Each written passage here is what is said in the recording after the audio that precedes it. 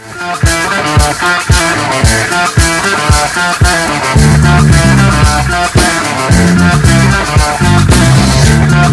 3 goals in his Ireland career, and they were all of them absolute crackers.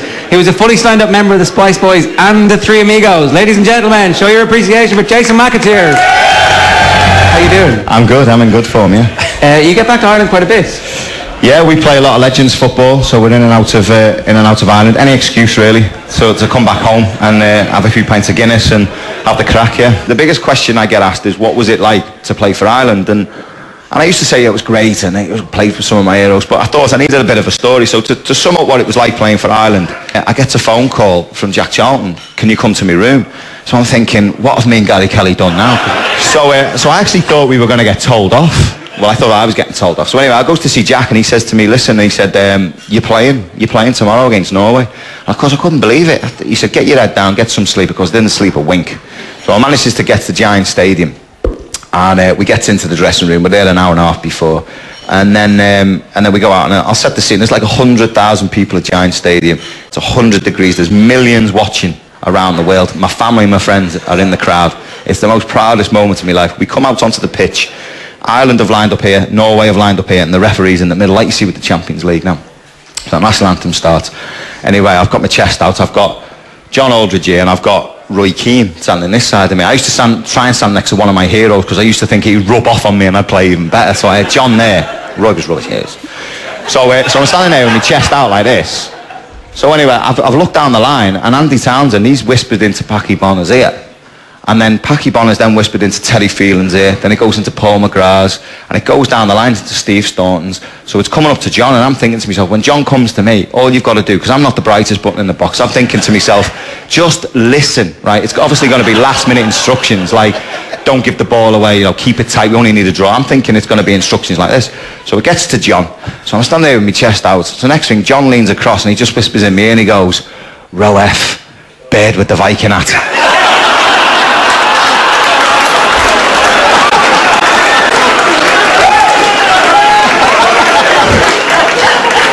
He went, look at the size of her boobs. And then he went to me, pass it on. So I've gone, Jesus Christ, they're massive. So I've gone, Jesus Christ, it's Roy. And I went to all up, it's Roy. He went, just tell him.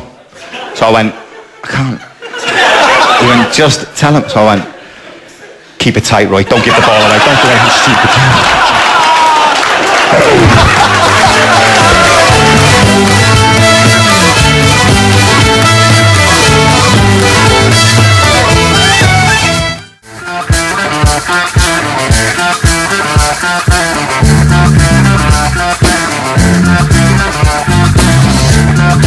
The stories about what happened after the Holland game are kind of quite famous. I don't know if you're aware of how many different versions of the story there are.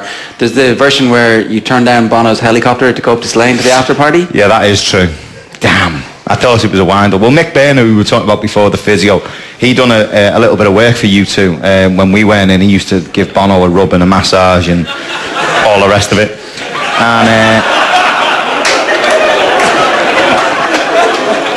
And he was one for telling little porky pies, Mick. He used to tell a few fibs now and again. So anyway, we finished the game, and of course I'm really emotional after the game, and he's giving me a big hug, and he whispers into me and he goes, Bono wants you to go down to Slane in his helicopter and go on stage with him. And of course I've gone, behave yourself, Mick. Bono doesn't want me to go on stage with him. So he said, he does. I said, no, I'm not having it, Mick. You're winding me up. So I said, tell Bono I'm not going. I'm going out with John Aldridge on the ale and the lads.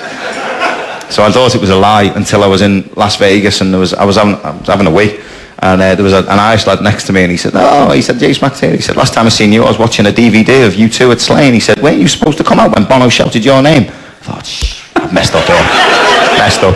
Yeah, I was supposed to go on stage with Bono and Slane, yeah. It does sound like you had a good enough night though that night. He says the Irish football team were the best warm-up party he'd ever had, because he put the game on at Slane before the concerts, and of course we got the results, and everyone was really in good spirits, and the concert went really well, I believe. After the Holland game, wasn't it? We played against Holland, and we were all back in it always used to seem to go to our room with Niall at the time, so it was me and Quinny in the room, and we had, Jason describes it as a screwdriver, but it was actually a bottle top opener. We had the bottle top open. The rooms, when you open the rooms, it kind of there was a screw to stop the room, to stop the door opening wide, so you couldn't get out. So anyway, I'm unscrewing the screw, and anyway, we get the screw open, getting the window open as wide as we can, and it's literally so tight to get through this door. So like Quinny gets through this really tight door. And I think I'm next one to go through. Maybe 2 or 3's gone through. I think Robbie and a few lads, they've all got out. And I'm getting through this door. And all of a sudden, Mick Byrne, the physio, comes in behind me, grabs me as quick as he can, like pulls me back into the room. And then all of a sudden, obviously, we've missed the night out. And there's maybe 10, 12 of the lads, they're all heading into Dublin. And we missed the crack that night, wasn't it? Yeah. Just to elaborate on that story, right? We'd actually been told we couldn't go out. Right, so they screwed the windows in our room, right? They screwed them tight with screws like that big. They knew you In fact, were. they were that big. Screws like that, right? They stopped the windows from opening so we couldn't get out.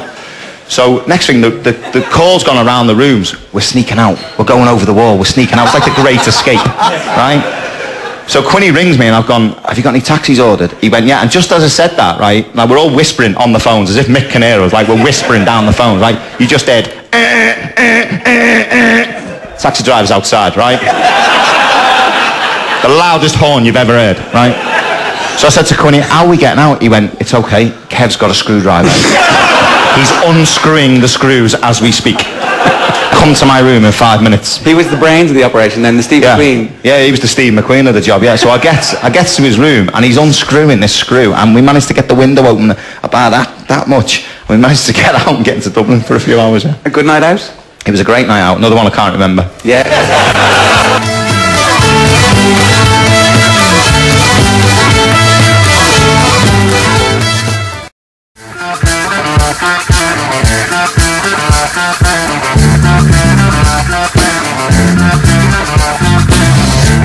So we've had a series of questions coming in. People want to know, how did you get the nickname Trigger? Well, we were in America at that World Cup in '94, and Jack Charlton said to us, we all had nicknames, and I really was just in the squad. I was not McAteer at the time, whatever, J.O.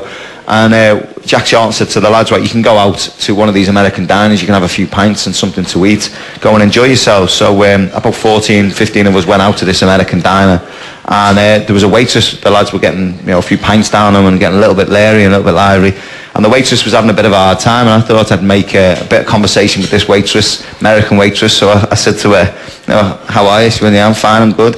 I said, where are you from? She went, I'm from Pennsylvania. And I went, She went, that's Transylvania. What do you want to eat?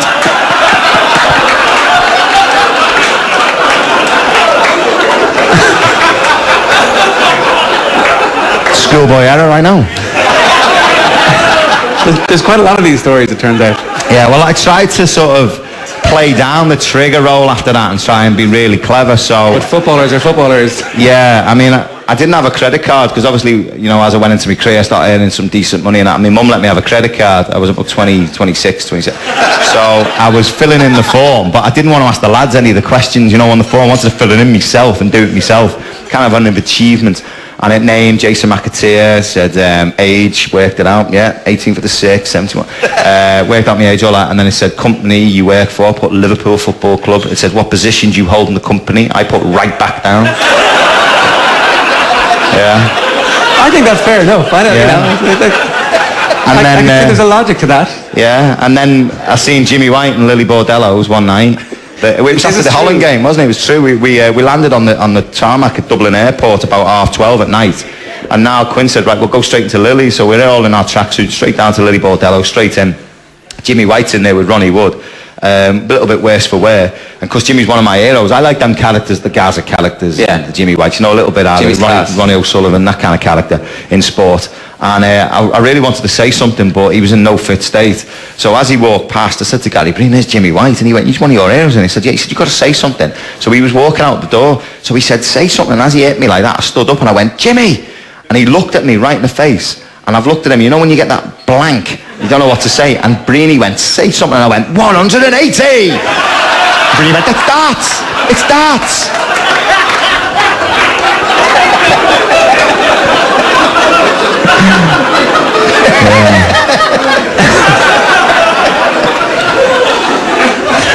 Yeah, never worked. Okay, I got the thumbs up though, Jimmy.